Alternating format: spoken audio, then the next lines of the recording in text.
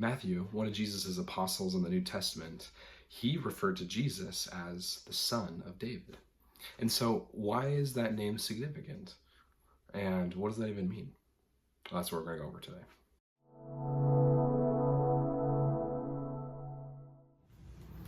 So it goes all the way back to the story of David, the same David who killed Goliath, the story of David and Goliath. He was the shepherd boy, but eventually he actually became king. He was chosen by God to become king. And eventually, when David became pretty dang old after ruling for a long time, 33 years actually, he was given a promise by God, or a covenant, known as the Davidic Covenant. And this is in 2 Samuel chapter 7. It says, then this is God speaking. It says, when thy days be fulfilled, and thou shalt sleep with thy fathers. So he says, once you're going to die, and once you're going to be buried with your ancestors, I will set up thy seed after thee, which shall proceed out of thy bowels, and I will establish his kingdom, the seed or the descendants. He shall build an house for my name, and I will establish the throne of his kingdom forever. I will be his father, and he shall be my son. And thine house and thy kingdom shall be established forever before thee. Thy throne shall be established forever.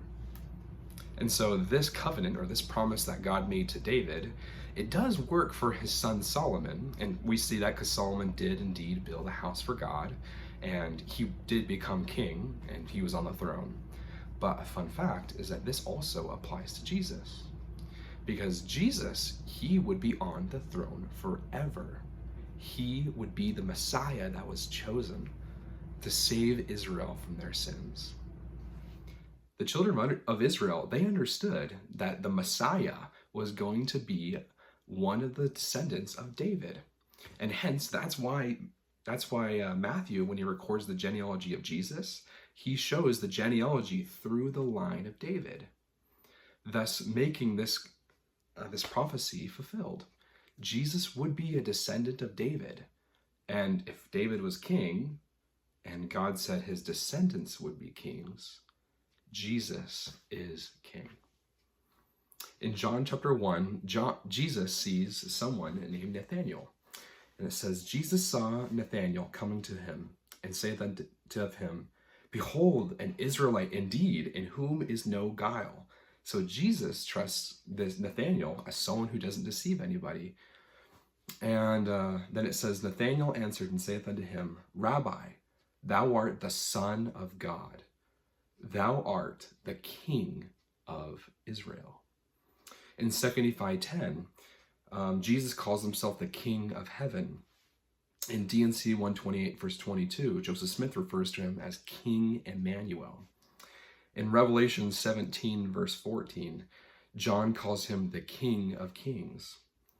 In Moses 7:53, Jesus calls himself the King of Zion.